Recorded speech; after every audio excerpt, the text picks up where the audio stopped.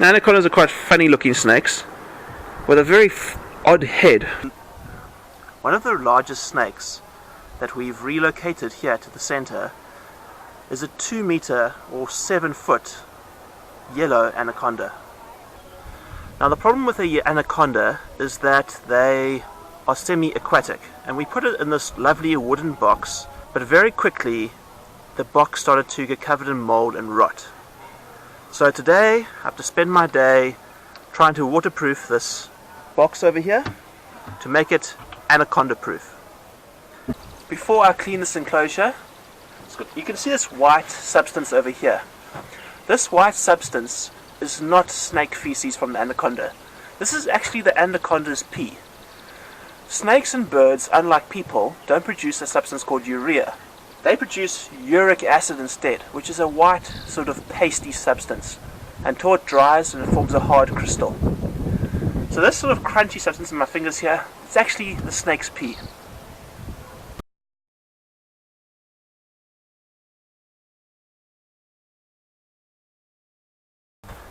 Okay, excuse my wild hairdo. Just taking the hat off. Be wearing a hat. It's really hot out here. As you can see, nice work hands, but the enclosure is finally finished. Okay, welcome back to day 2 YouTube. Unfortunately the box is still smelling quite strongly of the polyurethane paint, so I'm going to leave it for another day or 2 before we put the snake in it. It's quite windy out here, so I'm not sure how well you're going to hear anything I say. So as you can see, the box has come out quite nicely. It's very thick plastic coating over it. But let's go look at the actual snake, because you're not watching this for the box, you're watching this for the snakes. Okay, so you've been seeing me building an enclosure for an adult yellow anaconda, but we've actually got 2 others. Okay, so there's 2 juveniles here. He's going to have a go at my face just now because my face is moving. There we go. See, just move my face, he goes for the movement. I'm not sure if you guys are catching that. Okay, but I don't want him to bite me in the face, so I don't want to stress the snakes. I'm just showing you just so people can actually see. Anacondas, not the friendliest of snakes, but they're not venomous. If he bites me, nothing's going to happen. These drawers are heated. There's a thermostat. They kept the right temperature non-stop. This is a very good way of rearing snakes, especially for breeding snakes, or if you're dealing with juveniles. Got lots of, or if you have large collections, it's a good way of keeping snakes. Okay, so here I've got them in the sun.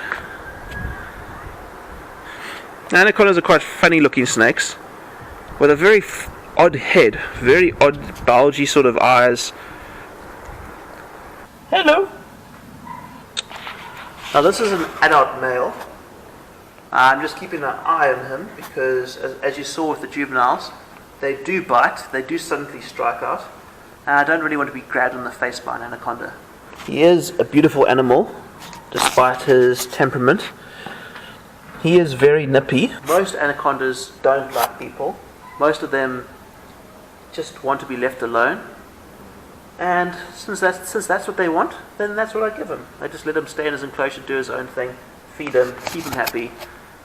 And he doesn't get used in shows. And yes, there's going to be a lot of angry people saying, no, but I've got an anaconda that's so friendly. Yeah, they are. I've got a friend that's got an anaconda. He's probably coming here next year. He's very friendly. And when that happens, then yeah, I'll show you guys her. But most of the anacondas I've worked with are quite vile animals. And it's a harsh word, but they're not very nice animals to work with.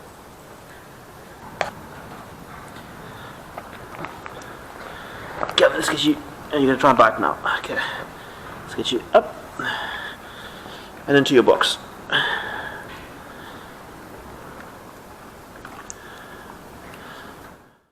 He hasn't eaten while he's been here. He's been fasting. Hoping that once his enclosure is set up nicely, he'll start eating again. Got a friend who's got an anaconda that often refuses to eat when his enclosure has been cleaned. But if you leave him in his enclosure for a few months, let him poop in there, make the place dirty, don't clean it. As soon as the enclosure is dirty, he starts eating again. When you clean the enclosure, take his poop out of the enclosure, then he stops eating. I'm not saying all anacondas are like this, but this guy came here, he's not used to his new enclosure, and he hasn't been eating.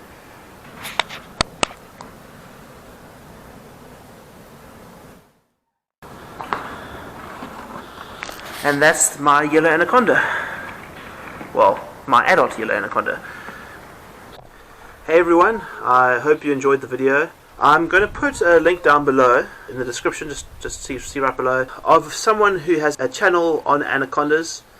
They have a whole bunch, and he's done a really good job at taming his anacondas. So I'm putting that down below so you can see it's not all anacondas are vile. Don't want to put everybody off these snakes, but I don't recommend them as starter snakes, definitely not. But those of you that like a challenge, do your research and make sure you make the right choice.